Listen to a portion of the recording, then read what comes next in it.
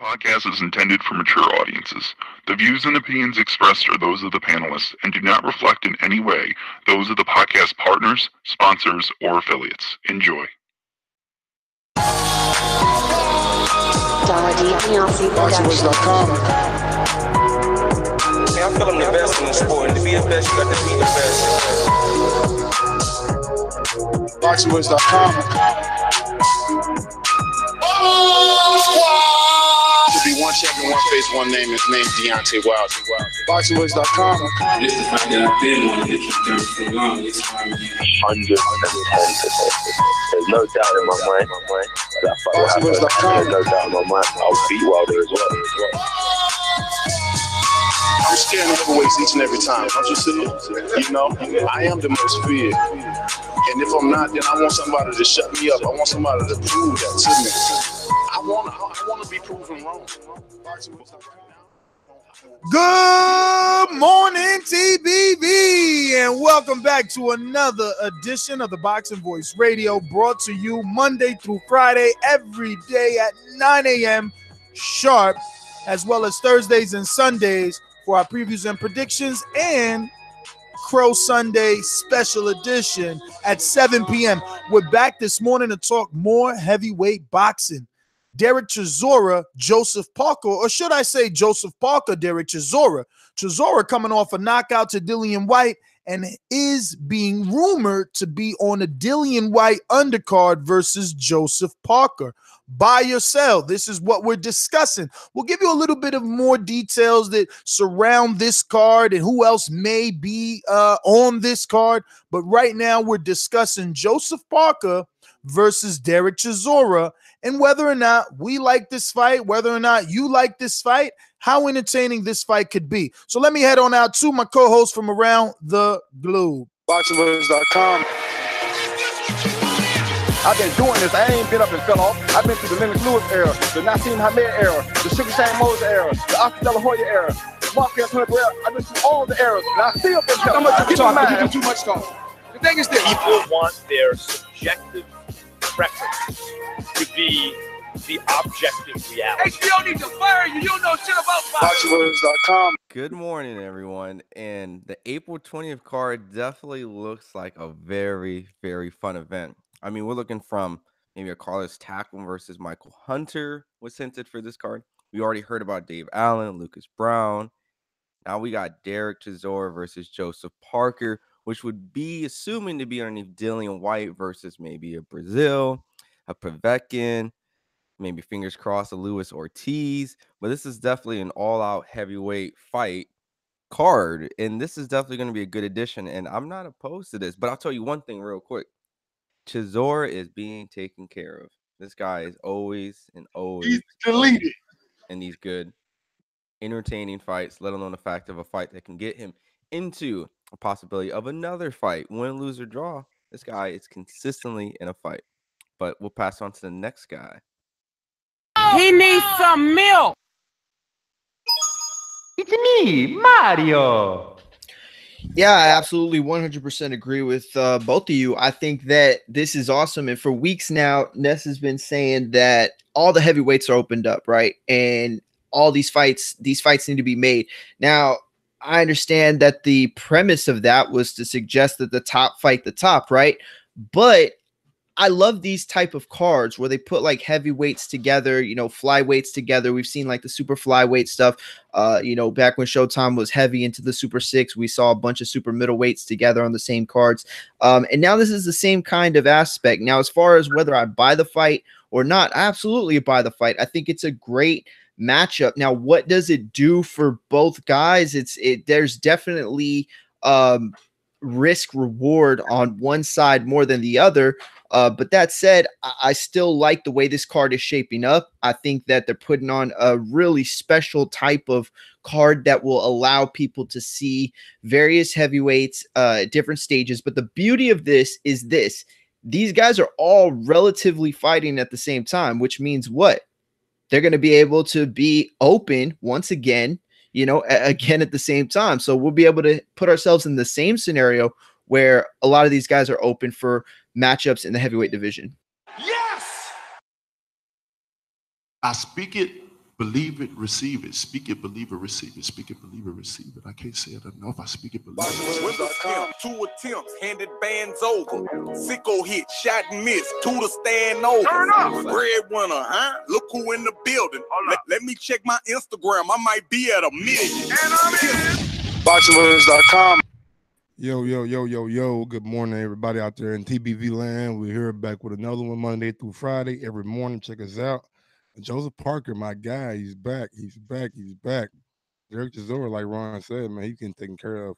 He's in big fight after big fight, and whoever his management, David, hey, big ups to you. Yeah, you're doing a good job with him. So let's go ahead and break it down. And Dave Allen and Lucas Brown is on this card too. So shaping up to be a very, very, very good card. Excited to see what additions Eddie adds to it. Get your low energy ass out of here, bro. What's up with you? You don't want to wake your daughter or something? So what now? She gone, man. She gone to school. Shit. Everything okay? You lost. I mean, bro, it was a long night last night, my nigga. Hey, shit. You know what I'm saying? I'm here, baby. I'm here.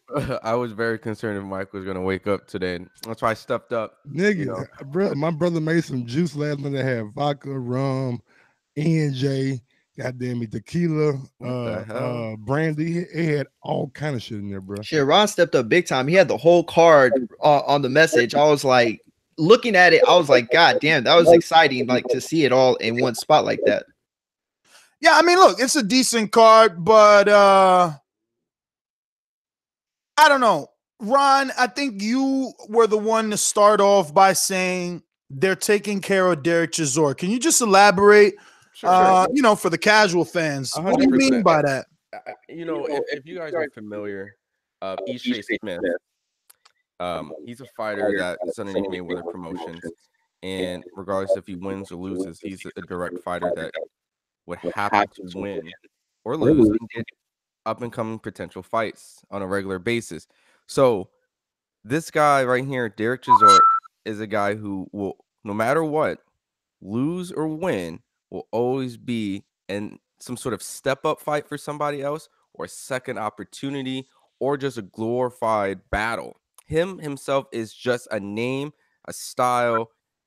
Everything about this guy allows the public viewer to come in here and engage these type of fights. Like, I wouldn't say, would you say he's a gatekeeper at this point? The prominent gatekeeper to keep fighters relevant, keep fighters interested, and keep casuals interested because of his antics, his fighting style. The last fight he had was with Whyte, and it was a long, drawn out, win for him until he got knocked out. So, go ahead. Oh, no. I was going to say 100%. I agree with you. The gatekeeper status that he's gotten.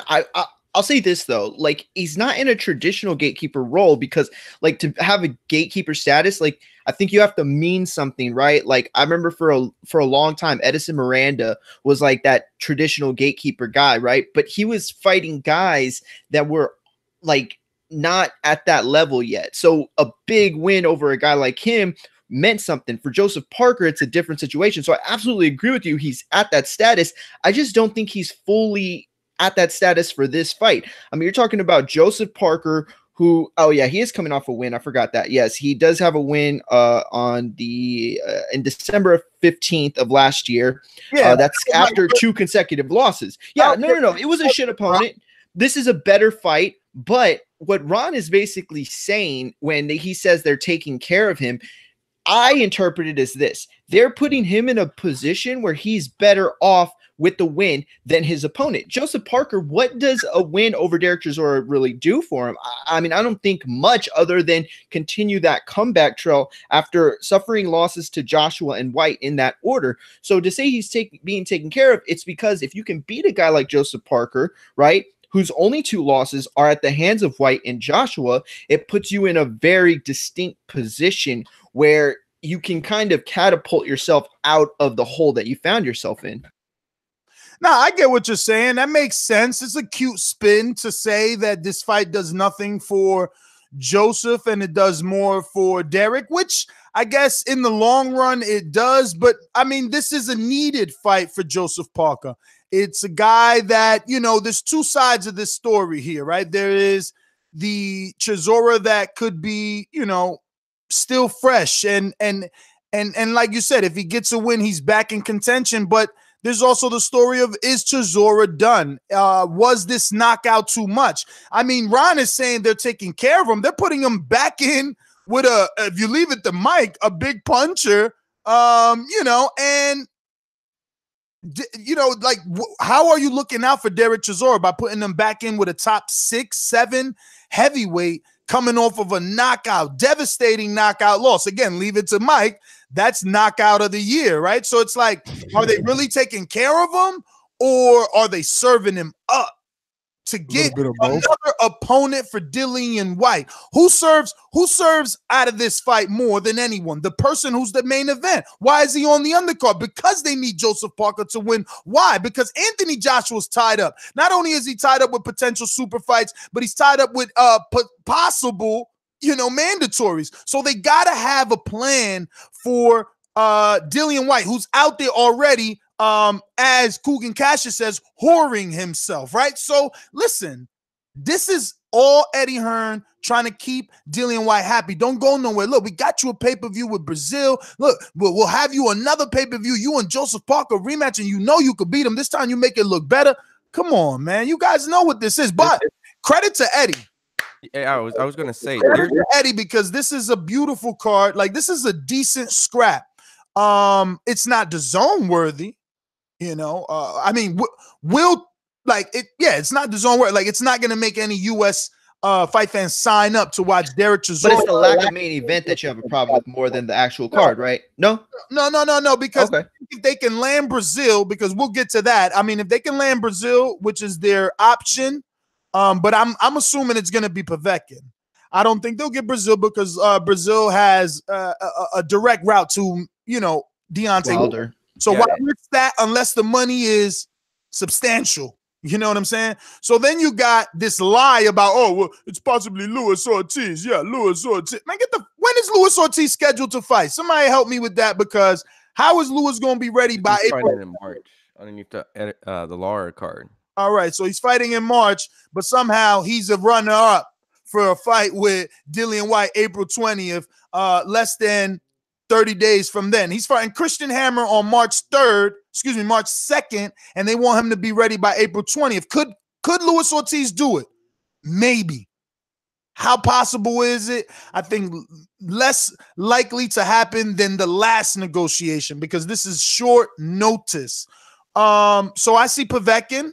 I see Eddie doing what he normally does. He brings back these guys. People say he recycles them. I say he has that UFC mentality, and he's going to show us that boxing could be great and a loss doesn't define coins. And he's bringing back Povetkin, and Povetkin versus Dillian Whyte is still a good fight. It's a barometer fight. He was good enough for Deontay Wilder when Wilder was going to go to Russia. He was good enough for Anthony Joshua. He's damn good enough for Dillian Whyte. And again, Joseph Parker on the undercard only strengthens it. I like it. Fabio Wardy should be on the undercard, a Dillian Whyte fighter. So we're looking at a good heavyweight card, especially if Mike's, rumor I'm not a fan of being on the undercard is part of this. I'm not a fan of the Dillian Whyte and Povetkin fight, if that does happen. I think there's more good opponents out there for Dillian Whyte than a guy Povetkin who's coming off a knockout loss. I mean, we give so much shit to Derek Chisora for coming off a knockout loss and fighting Joe Parker. What is Povetkin doing? He's doing the exact same thing. So hold on. Let me. Sorry, the storyline is there. If you look at Chisora and Parker, the storyline for that, I'll break that down. Joseph Parker essentially lost to Dillian Whyte.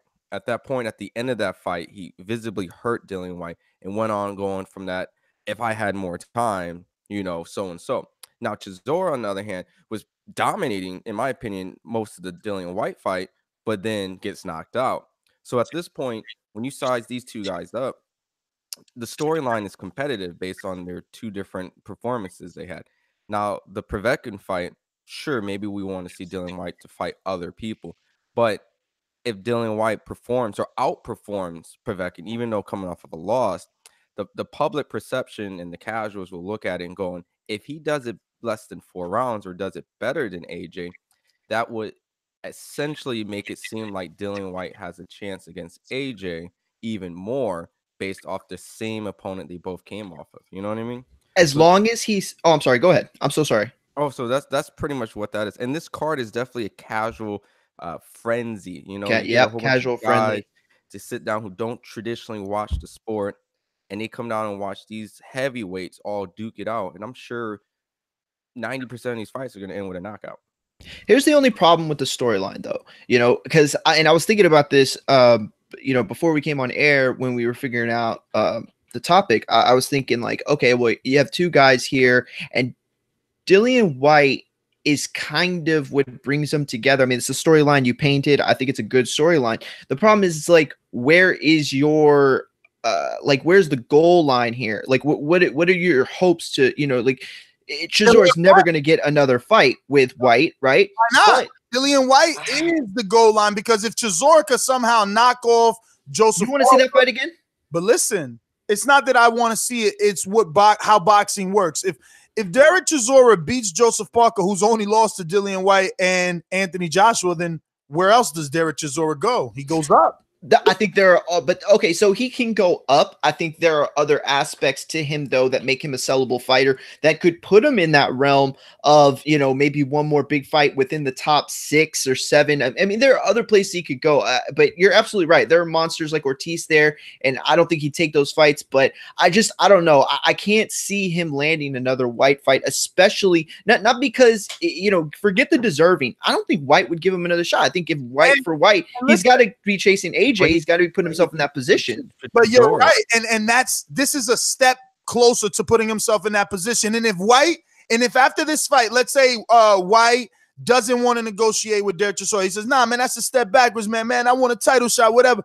Cool, that's understandable. He's not ducking Derek. Derek's job now is to get the winner of David Allen and Lucas Brown. I like that. And Eddie continues to set it up that way so that these heavyweights stay familiar in your mind. I'm almost upset that Joseph Parker is only mixing it up with Eddie's guys. Like, I'm still waiting to see everybody mix it up. Yeah. I still want to see everybody. I want to see Oscar Rivas now in the mix. I don't even want Jennings to go anywhere. Throw Jennings in the Eddie mix then. Eddie's, they've used them for sparring. Not Eddie, but Chisora's used them for sparring. Send him over here. Maybe that's the next fight for Derek Chisora if he could beat Joseph Parker and he can't get a Dillian Whyte trilogy. And why do I say trilogy? Again, not that I want it, but this is what boxing is established on. I mean, how many fights do we see where they're rematches and trilogies? It's just part of boxing, and Dillian Whyte and Derek Chisora have an opportunity to do that. Gotti Ward are synonymous with boxing, not because of skill, but because of Gotti Ward, the combination of the two. And what I seen in that last Dillian Whyte fight versus Derek Chisora, it was excitement. Maybe Dillian Whyte was playing his plan and playing it to, perfectly. But I, like Ron, thought Derek Chisora was dominating until he got knocked out. And you also got to remember real quick, there's a looming fight of Anthony Joshua and Jarrell Miller. And this is how you have to play chess as a promoter, let alone you just being a fighter. Let's say Jarrell Miller fights Anthony Joshua. And let's just say hypothetically, Jarrell loses that fight. That is an opportunity now that they're building other people to set a guy coming off of a loss with a big star like Anthony Joshua, and they can either redeem Jarrell or at the same time build someone else to take his spot to step into that limelight. So there's so many fights so far ahead they're thinking this is just part of the game. But I think you were a lot closer. Well, not that doesn't make any sense. You're absolutely right, Ron. I 100% agree with you. The point that I want to go back to, and really I just want to reiterate it, is that you're absolutely right. Putting him in a situation where Dillian Whyte can be in there with Povetkin, because I think Mike was a little harder on that fight. I understand he doesn't want to see it. It's not the fight that I'd prefer to see. But that said, it does put him in a situation where you can have a guy that AJ has, been in there with, and it's a comparable fight right off the bat. You know what I mean? It's his last fight that they can kind of like run tape, run footage on. It's a whole I forgot what it's called on ESPN, like when they do Sports Center highlights, like when the Super Bowl is coming up and they're showing you like, okay, this team played this team, but when those teams play like back to back, when Kansas City plays the Rams in week 13 and the Patriots played them in week 15, I mean, I'm making that up, but let's just say that happened. It's much more comparable, and it makes it better with a storyline going forward. So I think you're absolutely right, Ron. I think you hit the nail on the hammer with that one. That's a perfect position to put Dillian Whyte in. And the thing to make fights happen, the best way to introduce the next fight is to place them next to each other. Exactly. Yeah, man. Look here. I agree with y'all, but I'm not a fan of the Dillian Whyte in a Povetkin fight. I think, like Ned said, man, I want to give him Ortiz. If he's not going to get Wild or Fury or Joshua, give him Ortiz. I know he's busy. But you don't think he'll get Hammer out of there fast? Possibly, but it's just not realistic unless we want Ortiz not to be 100%. We were just, discussing yesterday how Dillian Whyte said he needs 20 weeks to get prepared for AJ. So we are expecting, Ortiz to have maybe, I don't know, 6 weeks for preparation. That sounds crazy. Well, here's my thing. Yeah, that's not enough. I wanted to point out the hypocrisy, and I forgot to bring it up yesterday. The ideal situation of overwhelming amount of time to do VADA testing is going to look weird from a guy who essentially failed a drug test, right? Didn't Dillian Whyte fail a drug test in the past? Yeah, same thing. Same thing. Jared Miller got in trouble for. He got in trouble for, but it was different rules over there than it was over here. I'm just saying, like, we just have to point out the fact of insinuating that someone else needs to get the proper drug testing as an individual who may have, failed to test himself. There has to be some sort of we have to look on that. So, well, I mean, not necessarily. It's like he said, he's been paying for VADA. It's up to guys like you that really want to be in that drug testing world to find out how good or bad VADA is. Is he being, held up to a certain stringent? Yeah, exactly. At VADA, because he's at least doing VADA, which and this is the reason I'm even saying all this is because I know that you are like, well, the world believes VADA is the best because they catch people, but how do we know they're the best? And like, that's all we got. So I think I'd rather see a fight be tested by VADA than WADA or USADA.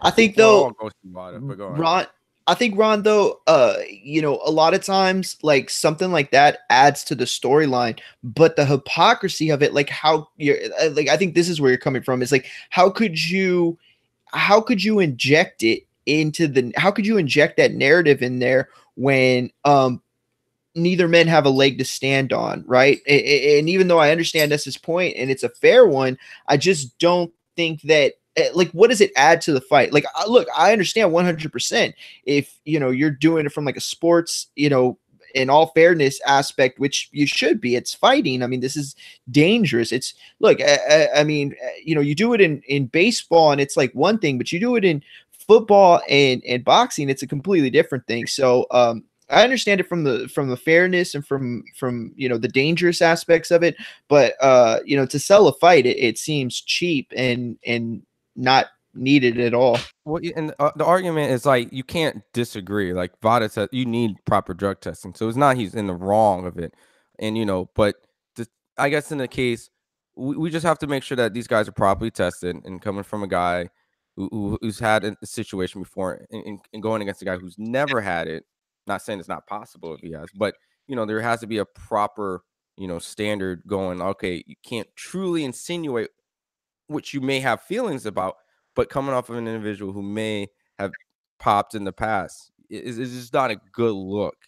People will call you out on that. Drake had this line. Everybody popped for them pass for like a energy drink over the counter. Yeah, that's true. Drake, some of the go ahead. Oh, real quick, Drake had this line. I can't remember what lyric it was or what song it was, but it was something like rappers nowadays pull just for like Twitter hits or whatever. Like back in the day, they used to pull like, and it meant something, whatever. Like talking, it was like a gunplay type of thing. And that's how like I feel like similar to like the whole a bad reference to it was I a butchered the track. line, but what I meant, what the point I'm trying to make, because I think most people remember that line. The point I'm trying to make though is that's what it feels like today when it comes to like calling someone out. Like when it comes like back when Floyd was at the forefront of, you know, testing and, you know, he believed certain people were, you know, using PEDs. It was like this thing where it's like fair play. And it was all about getting in front and trying to make the sport clean. Nowadays, it feels like a publicity stunt in a lot of ways. And it seems like it's just like a narrative to either keep fights from happening or like putting that narrative into the fight so that they can have a fallback plan, you know? What was the last fight, though, that wasn't made because of drug testing, though? Just curious.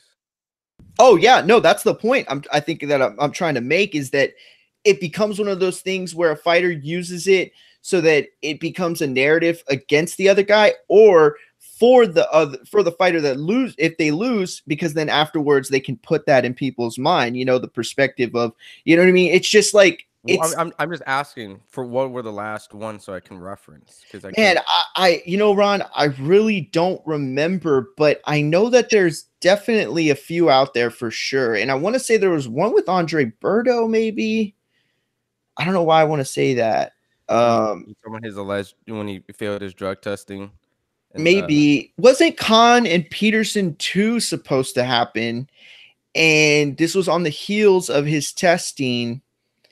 God, I can't remember. I know that there was one, but I think that they had already failed, or I can't remember. But there's definitely some out there. But okay, well, I mean, yeah, I mean, it definitely stirs controversy.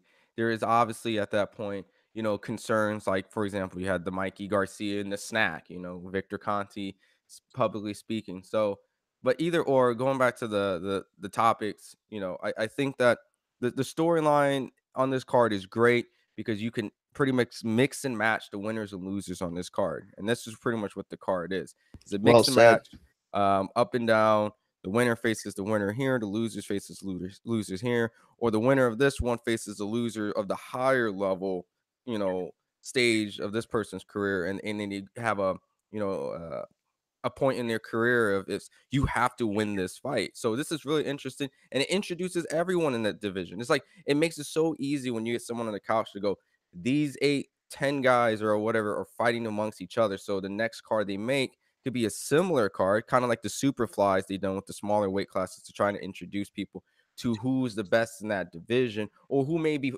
you know, the guys that may face each other in division. Not saying these are the top, but now it's so much easier to make the heavyweight division battle card too. Heavyweight, you know, and you can slowly introduce guys like Fabio in there, you know, to maybe face one of the guys on the end of this card who's constantly losing to get him to face the winner. So it's just a good card as a heavyweight all-out action war.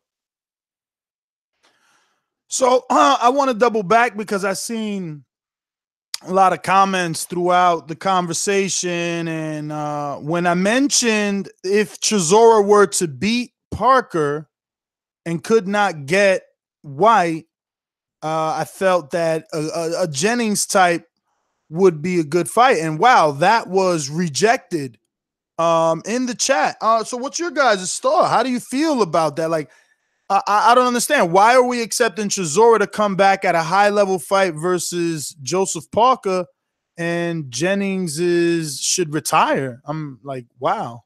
I guess the simple fact is based off their last performance. Many people don't know who Oscar Rivas Weren't is. they both knocked out? Like I said, the simple thing is he's talking about competition level. I think people are less known of Oscar Rivas, and the fact is they probably feel more acceptable on Chisora winning on the card still he got knocked out. So they still feel that if Whyte is at a level they feel is above the rest or most of the people, then Chisora can't be too far off, considering that his performance was great enough till he got knocked out. And Brian Jennings fought against someone where we still don't feel is proven enough, let alone was kind of questionable at times. That's what the general public felt. But isn't that what this is for? Again, Chisora has 8-9 losses.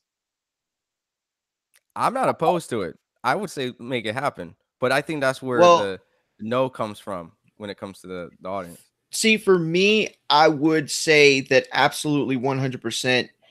I would expect him to retire. That said, I would never tell a man to retire, but he's 34. Dillian Whyte's 37.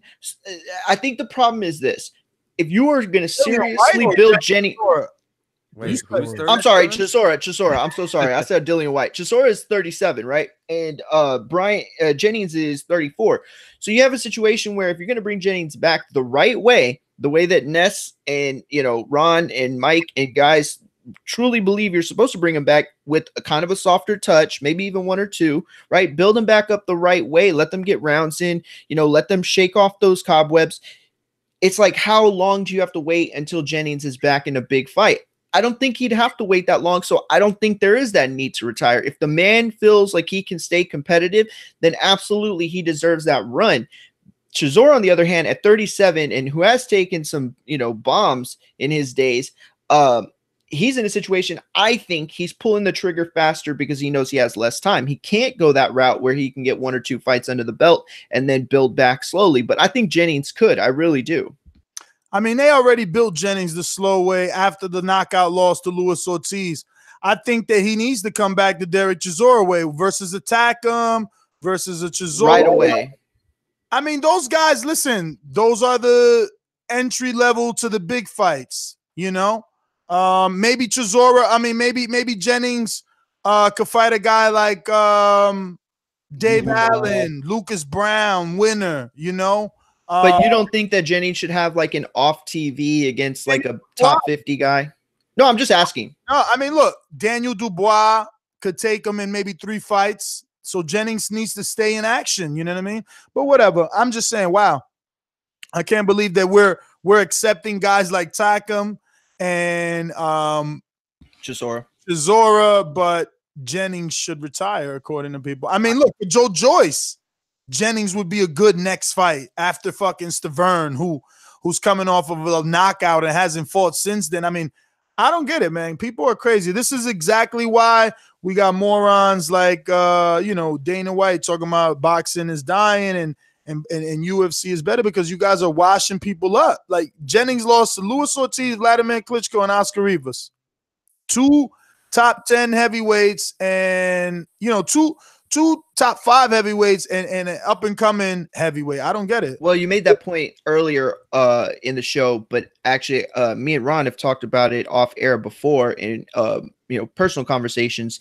Ron has always stated, and you've made this point too as well, Ness, that the UFC, the one thing they have going for them is they don't put all their eggs in like one win or one loss. Like they don't completely get rid of a fighter because he has a loss or even a couple losses back to back or something like that. Like in boxing, the 0 is just so coveted in a way that's become ridiculous. But also at the same time, a guy who suffers multiple losses, even if they're not devastating, they're ready to retire or even just stick completely in the back of the line.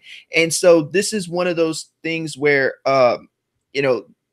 that's good for the sport. To not recycle necessarily, but to bring them back. Has Dave Allen beat anybody of world level? So this is what I'm saying. This is why you don't get rid of Jennings. Like Dave Allen could fight Jennings and finally get a world level dude. Like he's only lost to Dillian Whyte and Luis Ortiz. He hasn't beat that level of fighter yet. He hasn't beat a named fighter. I don't know if it's fair to someone like him to fight him or Joe Joyce. Like Jennings, it doesn't do anything for him. No, hold on. That's not true. The whole concept is that there is hype jobs in the world. And the only way to disprove hype jobs is put them in with a seasoned veteran. That's a good point. That's a point I can rock with. You always have to bring up the up-and-comers against the guys who've been there. We've seen this many times. Pascal, before he fought Bivol, fought what's his name? It was the Egyptian boxer, and disproved that he wasn't as great as he was.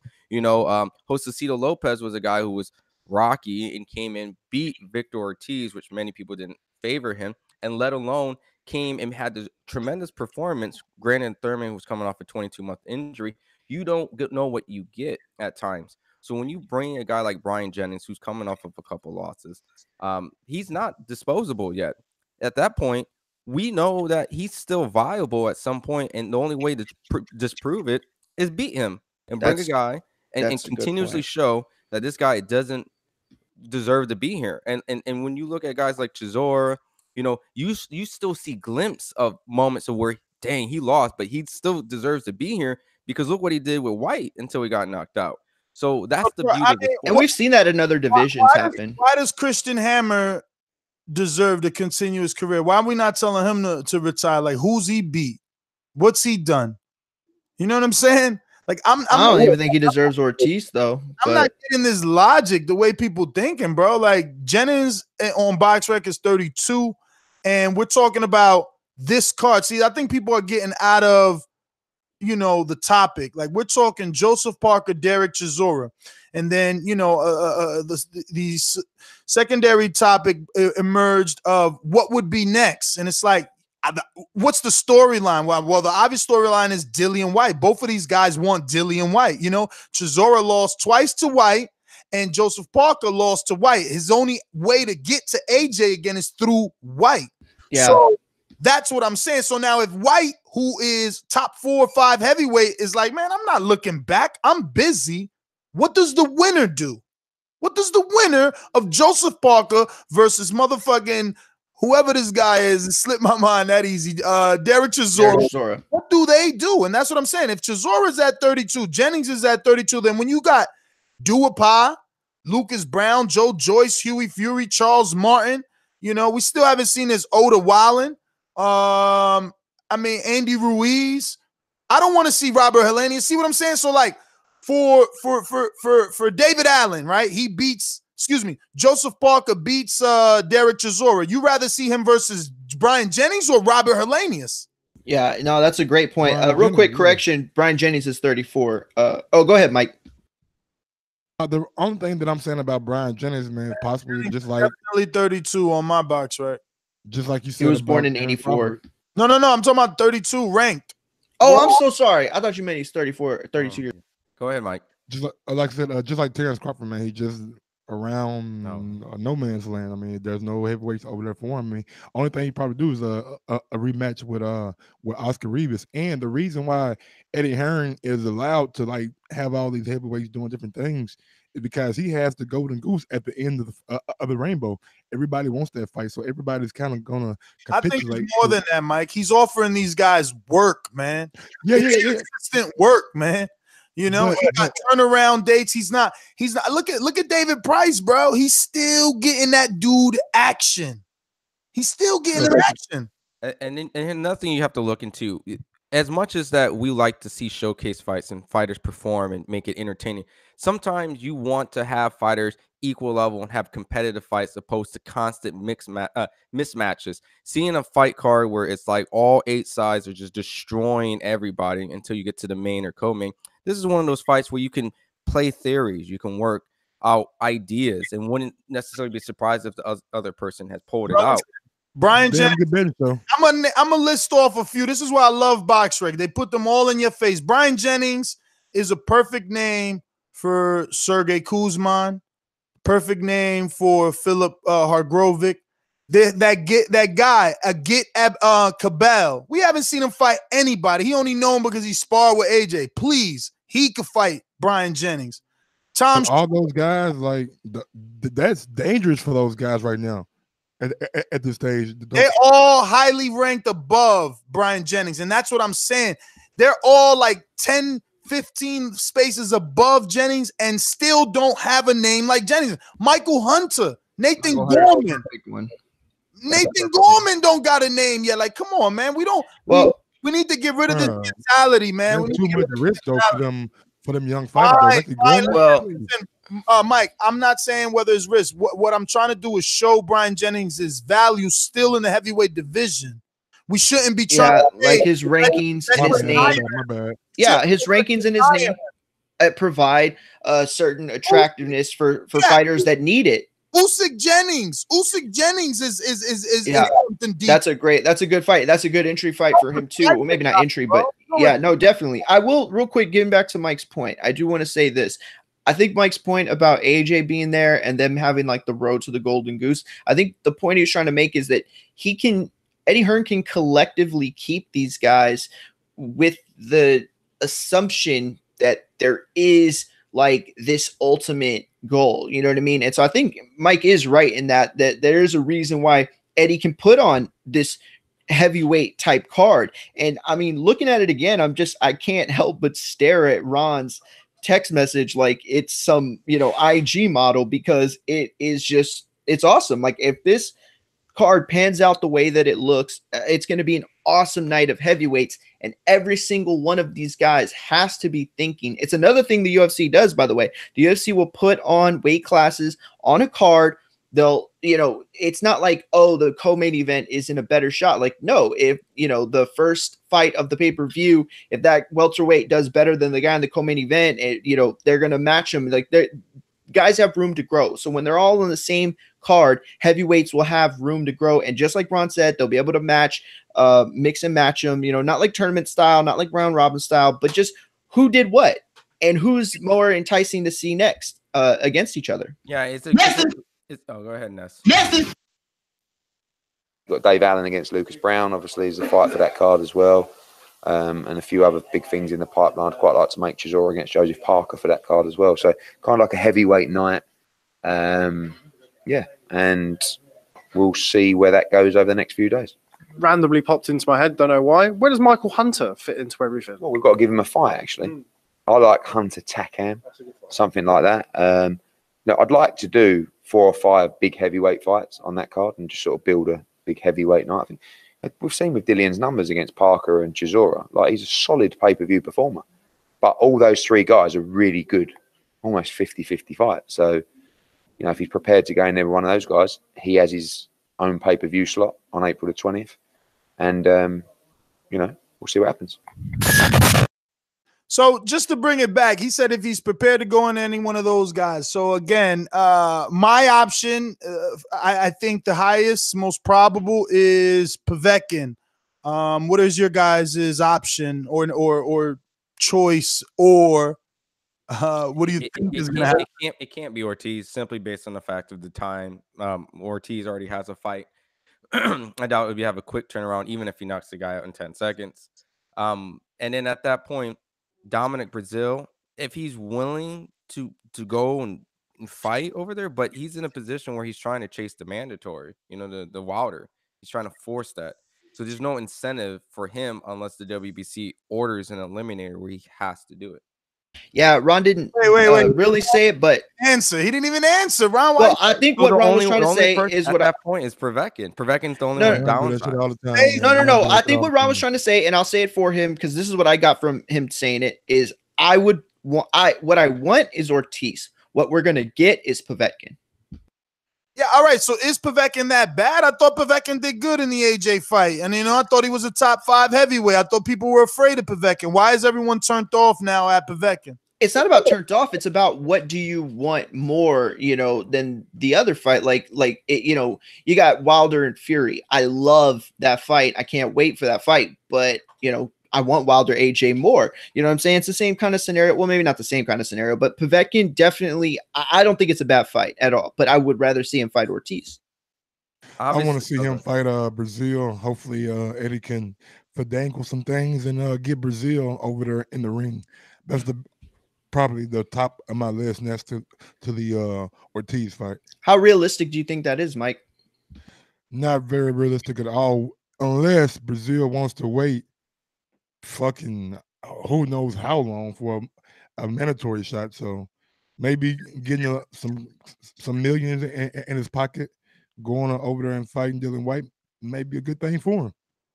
In my opinion, it's going to be Povetkin. He's the only guy who's inactive, sitting around, has relations already, fought with Eddie Hearn, besides Dominic Brazil, and it just seems the most logical, probable fight that can be made. There's no. This is Eddie at his finest, bro. Floats out names that names that you want, and then sticks the name that he's got the relationship with. Well, that's what we thought he was doing with Whyte, and that didn't end up happening. But I get where you're coming from. But Ron, let me ask you real quick, because you said something kind of not weird, but you caught me. What he was doing with Whyte? I mean, he was dangling other people's names out with AJ. I mean, he was telling us that Fury was a possibility. So, and I thought Whyte was the guy, and he ended up not being that guy. You've been missing in action. Whyte spilled the beans. No. It's not Whyte because the zone is putting pressure. They need a U.S. fight to attract U.S. subscribers because they need more subscribers.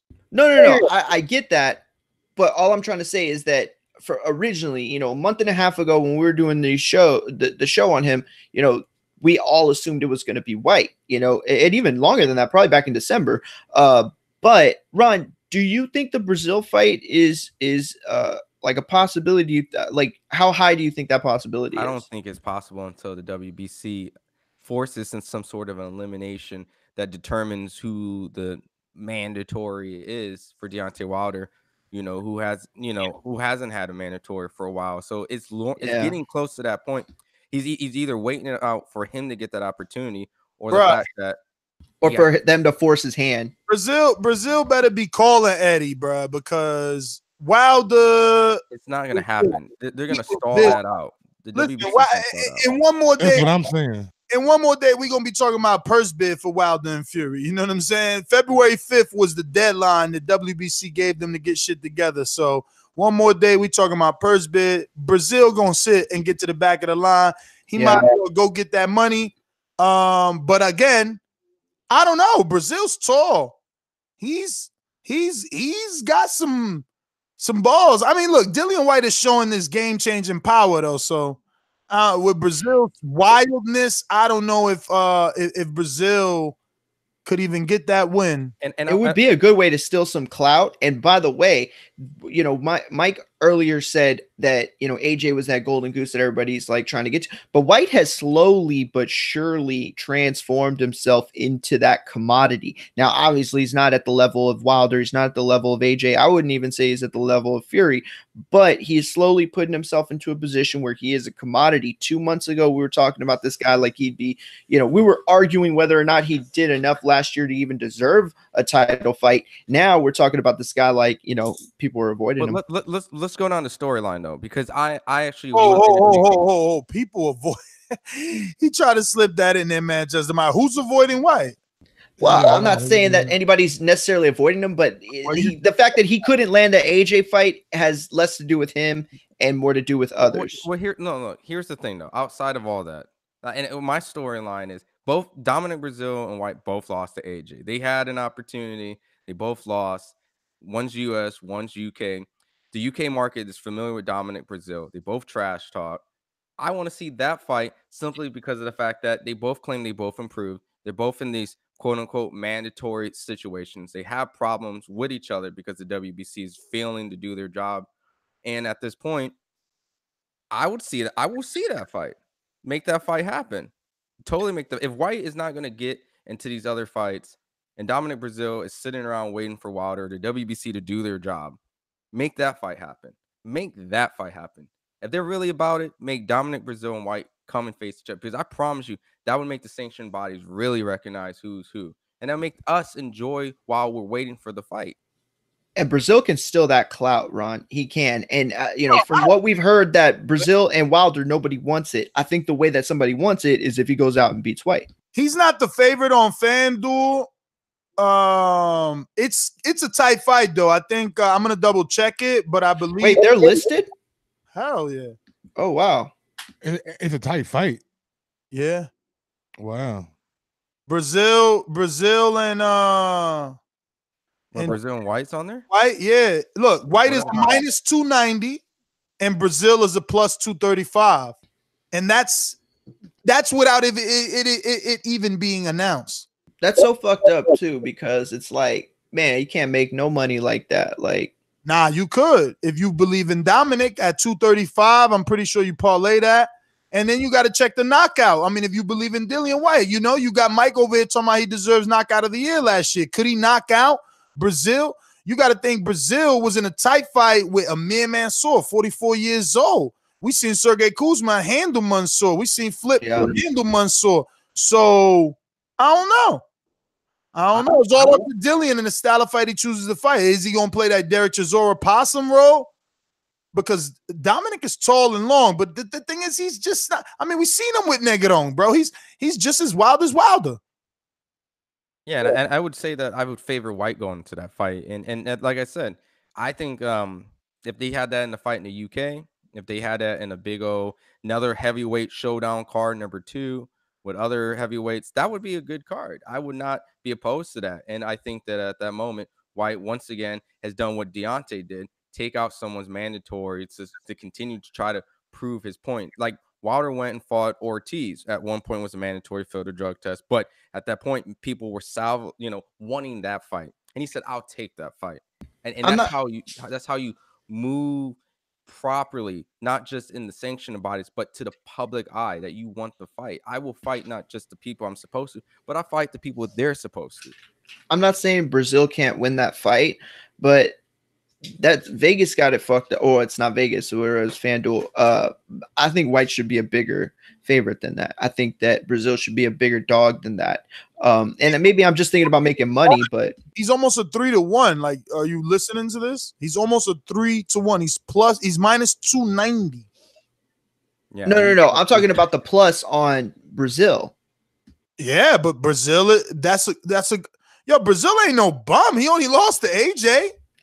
That's why I preface that by saying I believe that Brazil can win that fight. I just think that we should be able to win more money betting on him. What'd you say, Mike? That the guy Brazil fought before he fought his last fight is Ngannou or Zuzu Ngannou or something like that. Yeah, I just think Dillian Whyte is a better fighter than that guy, and that guy had that was a war. Man, I know that's what I'm saying. And that guy had Brazil all around the ring. And Brazil, to his credit, got back up and finished that guy off. But I think Dillian Whyte is a far better opponent than that guy. And no disrespect to Ngannou. I know I'm saying his name wrong, but he's definitely going to be a player in the Division 2 down the road.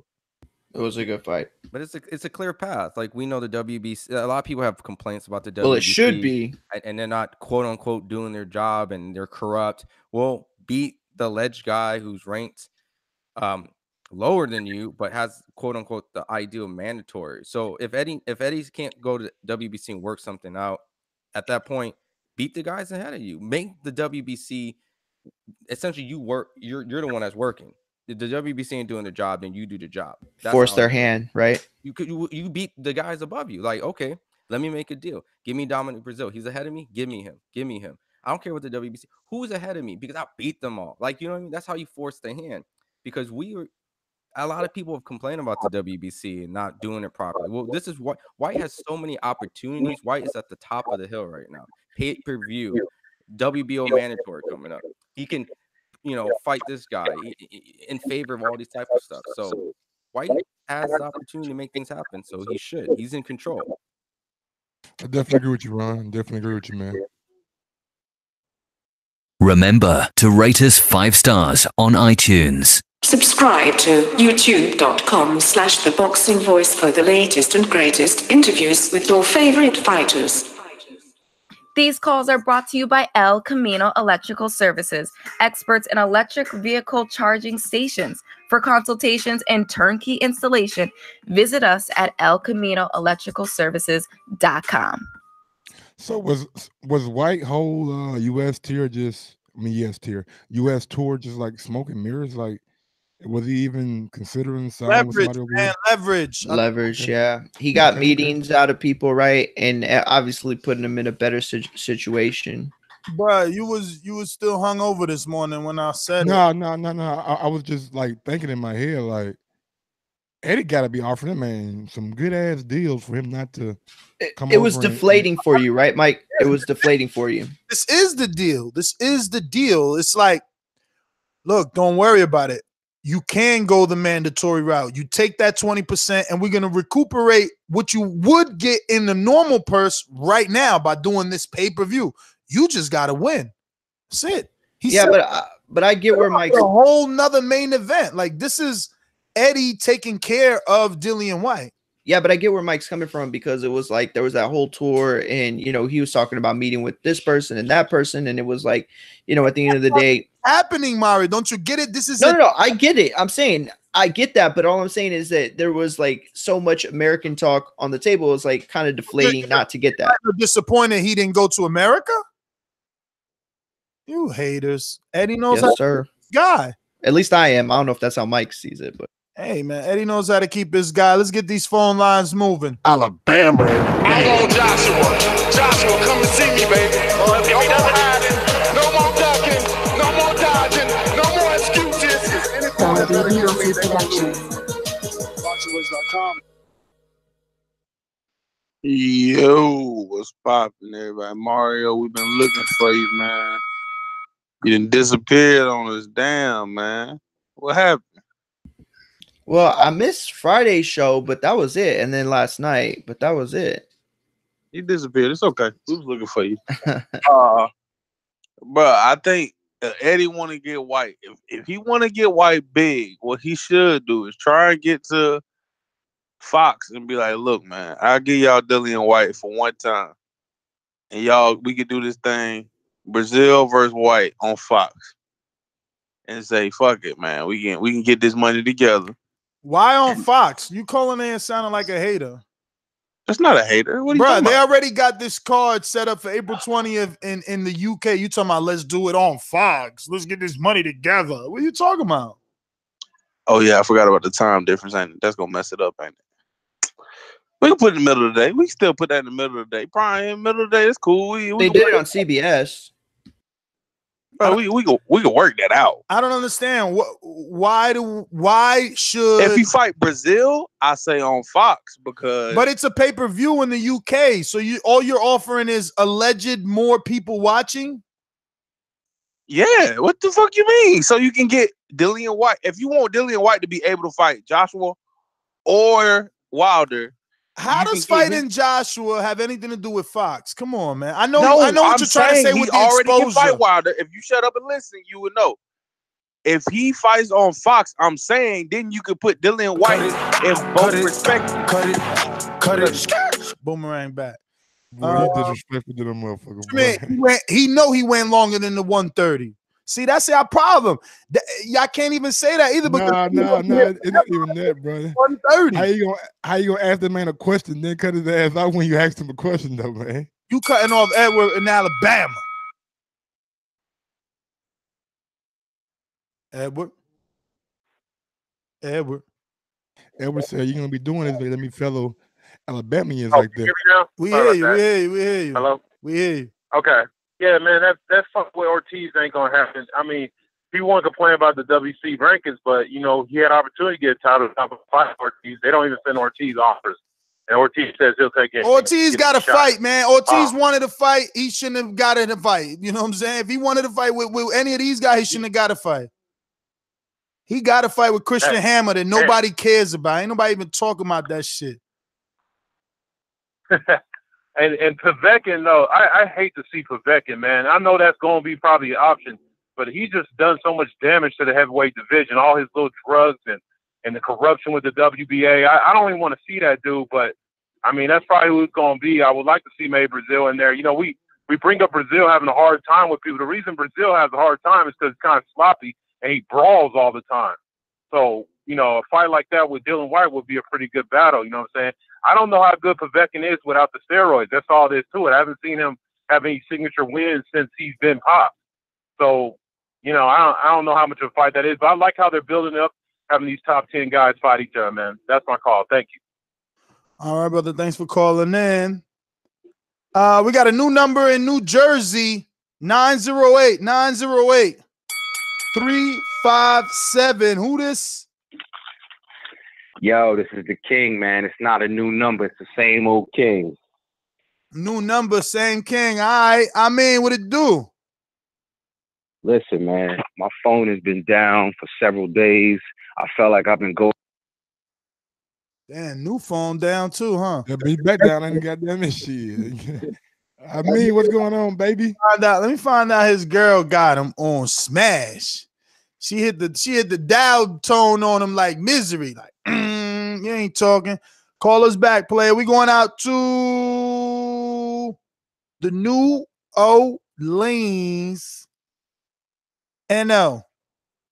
What up? Ladies and gentlemen, I'd like to introduce to you a young fella, and he comes from the Magnolia.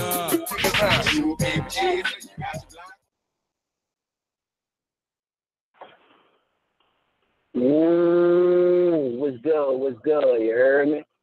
Mario, you back in action, huh, yo? He can't hear me. What did he say? He ducking you. He ducking you. No, I didn't hear what he say. He said you back in action. Yeah. I'm here, Yeah. You watching that Super Bowl last night, I'm drunk. It did. What? Nah, I actually missed all of it. Yeah, bro. Let me find out you're a casual, bro. Let me find out.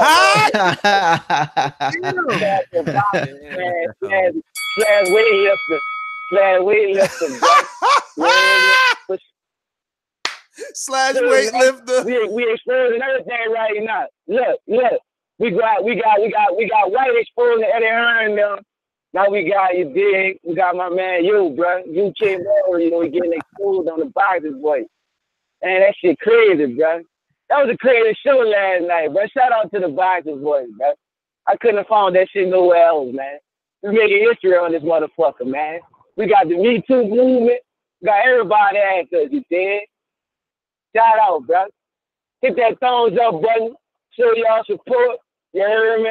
And look, stop shoplifting like everybody always say. With the time to get it right quick, man. I just all day. You said Whyte got exposed. Hey, the topic is White.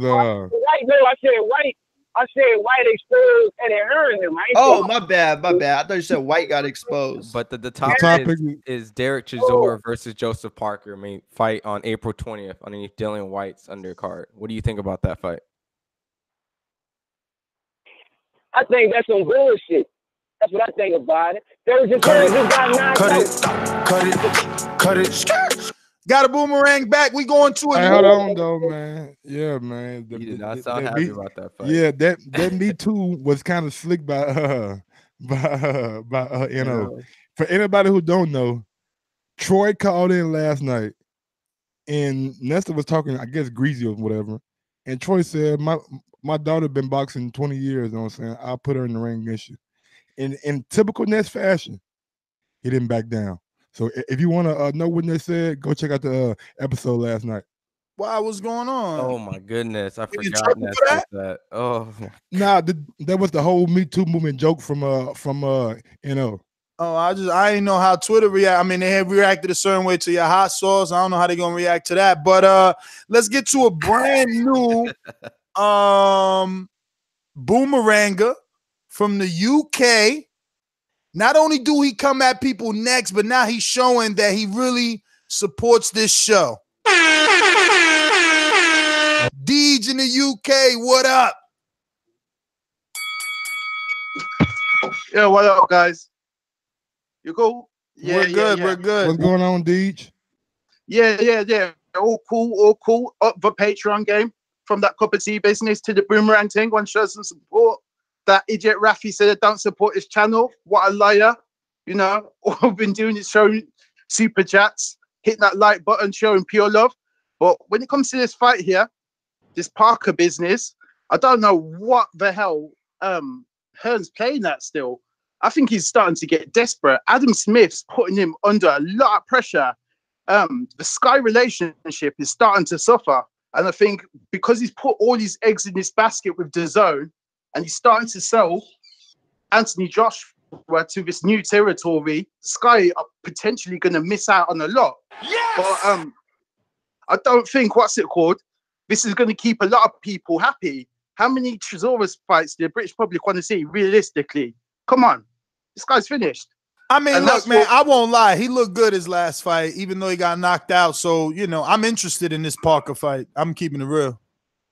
No, but the thing is, for me, Parker should be looking to become a world champion again. And I don't think this is the right fight for him to build. I mean, but this is a build-up fight. How is this any different from Amir Khan, Samuel Vargas, or Amir Khan, Phil LaGreco? This is a rebuild. No, I don't know. I just don't have an appetite for this at the end of the day. You know what? Cut it. Man, people did not feel the way we did. Those are the rules, though, Deej. But you're a boomeranger now, so just message me anywhere you want, whether it's the live chat on YouTube or right here on Skype, and we'll get you right back on. We're going to stay in the UK. Hey, Jay Hardcore, you have not pressed 1, so you're just listening. I just want you to know I'm going to Idris in the UK.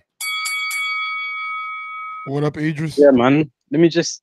What's happening, man? What's good, man? Hey, yo, Mario. Remember I called in last time when you was talking about Stavern and Joyce, and I said why that was a good fight because over here, yeah.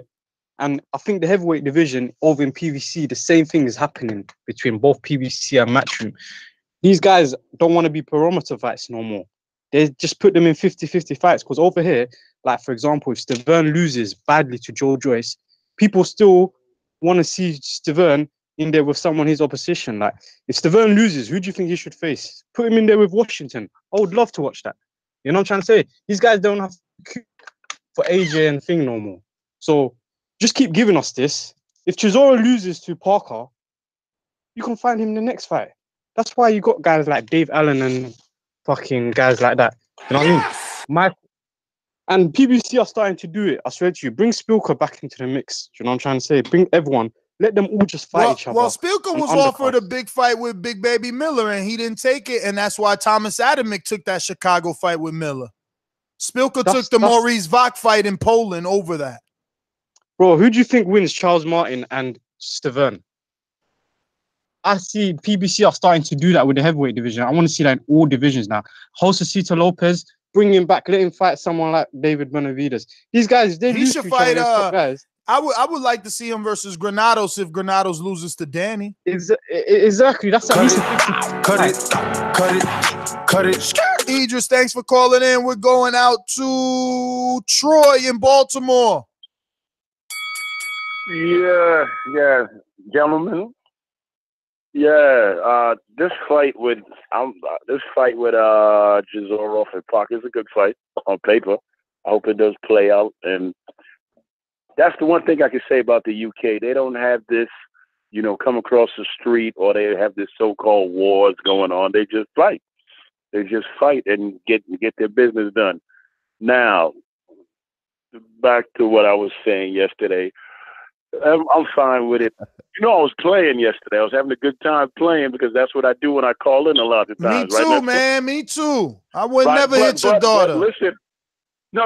Listen, no. But I do have a daughter that's 29. I've been training her, but she don't really box and all that, and she don't talk as much trash as I do. At the same time, you gotta tell a lot of these cats to shut up. They take these things too seriously, man, because you talk shit. So why wouldn't it be that you have someone that comes across that challenges you and talks shit to you? I mean, but you gotta understand, man. We a family here, so they see you trying to harm me. They gonna come out. Family, the wolves coming out, baby. Tell your family, man. To actually act like men, and piss standing up and stop being so sensitive. They're too damn sensitive. Do you squat when you piss? Probably too sensitive. And Nesta. The only reason why I never said that I would box you, because I would come to New York to your gym. We'd have a nice friendly sparring match. Dan. Almost made that cut, Playboy. Almost. Going out to California in the morning. I won't deny it. Dollar DiBiase Production. Come with me. Hail Mary, run with me. What do we have here now? ThaBoxingvoice.com.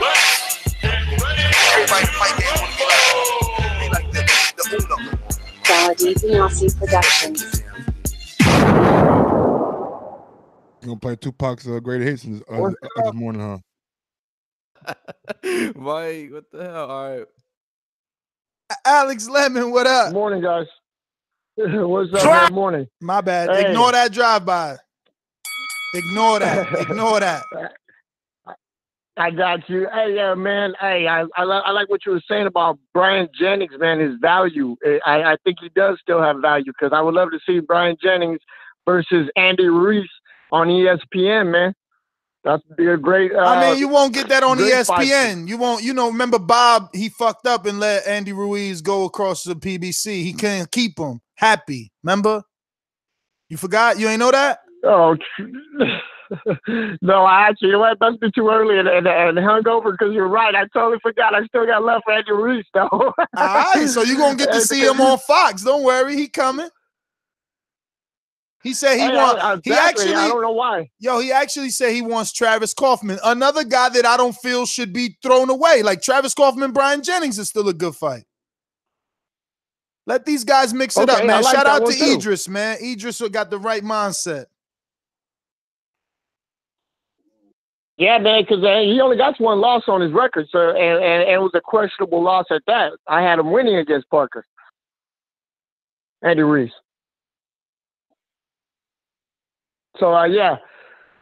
Good show, man. Just wanted to call in, man. I want to bring up my boy Andy Ruiz Jr., and I totally forgot about the whole thing. So I said, I'm going to continue listening, man. Good show.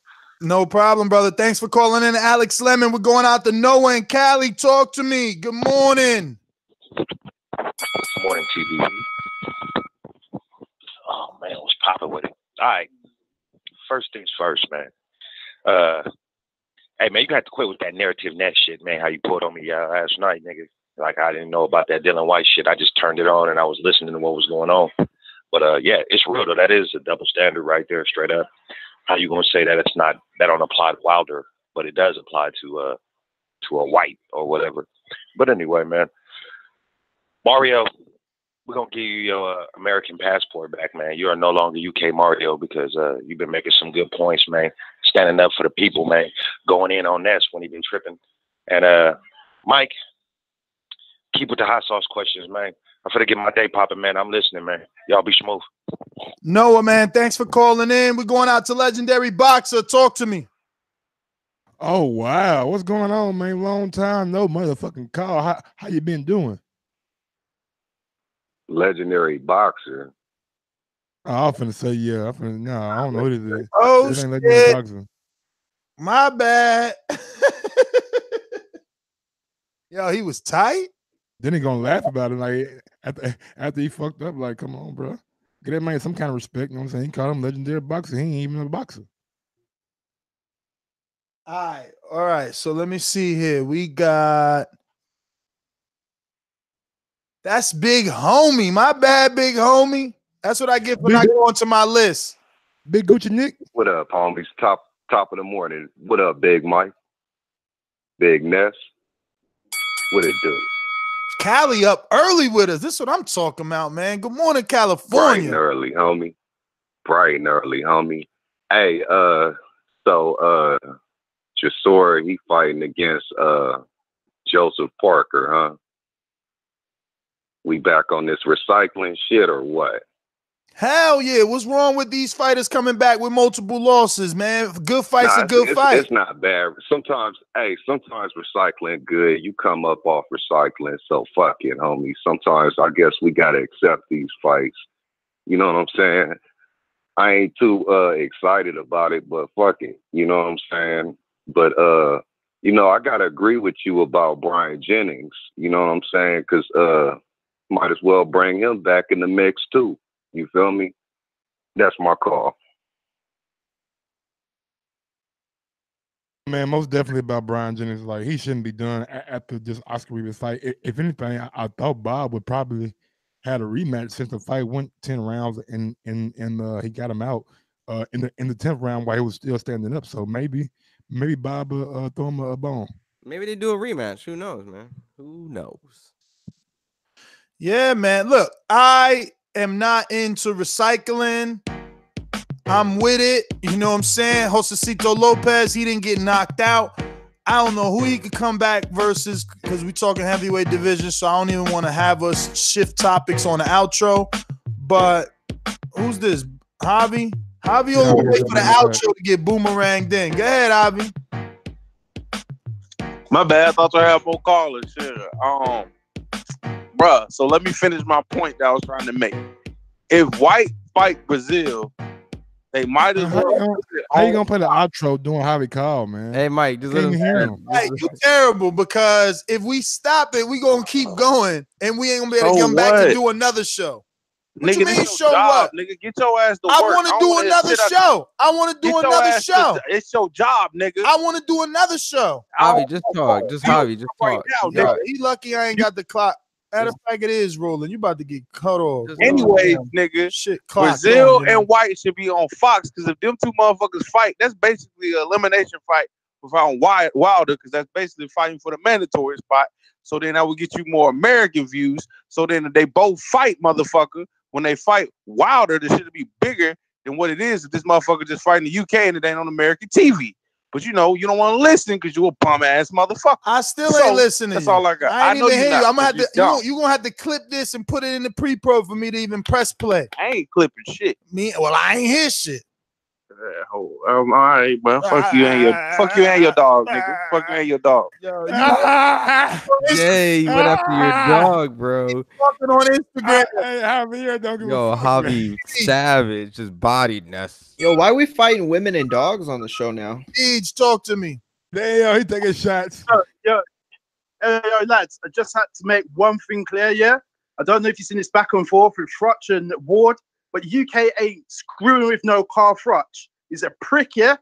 We don't deal with that still. Ward all the way. I would still take that fight. I don't care. I want Ward to come out of retirement instead of being commentating. Say, you know, he sounds salty as a commentator, man. Yeah, kind of do. Nah, man, I'm a big fan. Quality, man.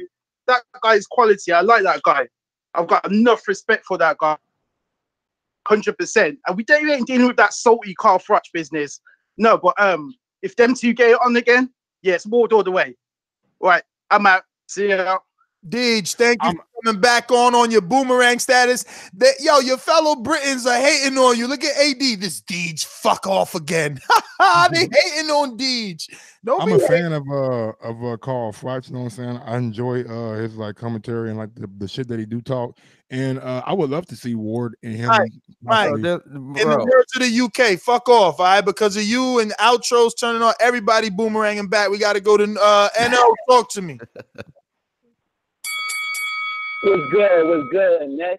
What up? You dig? I'm about to hold the show up with a few more minutes. You dig? You ain't about to just run out here without no overtime. You got to kick a field goal. You got to put that three first, Ness. You hear me? But I think Carl Frotch. Bro, he don't know what the fuck you talking about overtime and kicking 3 points. I think so, Mike. I'm with you on this one, Mike. I think so, because both of them got bad blood. Fuck, we watched Roy Jones and Hopkins. And that's what promoting that fight. You was waiting on that fight all year. Hopkins and Roy Jones, you dig? Two old ass motherfuckers. You dig? So why not? All right, I'm with it. You know what I'm saying? But that's my call, you dig? I ain't gonna hold you up. We got another show to do. We got more work to get done. NO, man, we love you. Thanks for calling in. Donald in California, good morning. Happy to see you up early, brother. Yeah, I'm up early. Hey, that Ward and Carl Frotch, if I want to see Ward need to go ahead and say, look, Frotch, you salty. What's up? You want to be my tune-up back and go on and make the Frotch his tune-up to come back, and then after Frotch, go after Usyk or something like that. And then as far as the Whyte and Parker, I mean, I feel like Parker is trying to come back, but I feel like he just keep taking the wrong kind of fights to come back because Chisora got a lot of dog in him. I feel like Parker gonna lose that because Parker don't got dog in him like that. I feel like when Parker in the ring, I feel like he's just a little too nice in the ring. And we know Derek Chisora, he is not nice in the ring. So I feel like that's gonna turn into a dog fight. And I see Chisora winning that. I'm gonna see what the odds is for Chisora on the money on that because I'm gonna put some money on that for Chisora to win that. And then in the words of the great Mr. 350, you know what I'm saying? My name is 350 now. Don't put your money on Chisora. We learned last time that he ain't the way to go. That's what I'm gonna do. I'm gonna put some money on Dominique Brazil because he probably makes some Just money. like smoking dope. Hey yo, Mike. This the same guy put money twice on Gerald Washington. He put it on versus. Tripping. I didn't put no money. Now you ain't do it. Now you ain't do it. Listen, I didn't put money. Listen, he put. Now you ain't do it. Now, don't do that. Yeah. Nigga put his whole check on goddamn Gerald Washington. I heard you. Put money. You put your heart and soul on it. He picked him versus Wilder, then he turned around and picked him versus Konami. Put George Washington. Second mortgage out and shit. Listen to this before you cut my call. Gerald Washington. Gerald fought the wrong fight with Wanaki. Like when he went in there and he did that, I was like, He was supposed to fight him from the outside. Like I don't know what he was doing. You can't fight Konaki from the outside. Cut it. You can't fight Konaki from the outside, bro. He fought the wrong fight because he was in the ring. He put some George Washington on some Gerald Washington. It's crazy, B. You gotta keep that man off you. You want that life, man. That's a hard life. That's a hard life. Look, they got to get him to the breadbasket, man. It looked obvious, right? That looked like the obvious plan, but I don't know, man. I've been in the gym with him plenty of times, man. He done sparred Big Baby, Mike Polite Coffee.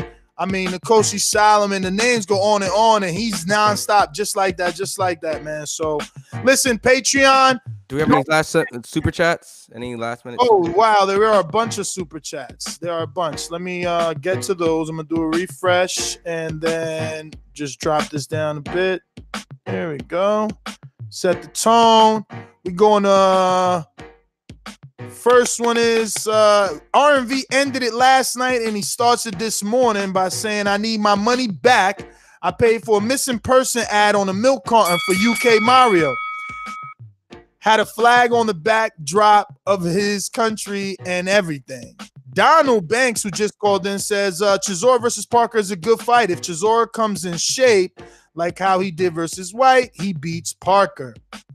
And another one from Donald says Chisora got too much dog in him for Parker. Man, that's interesting, man. You see, that might y'all tripping, bro. Some money.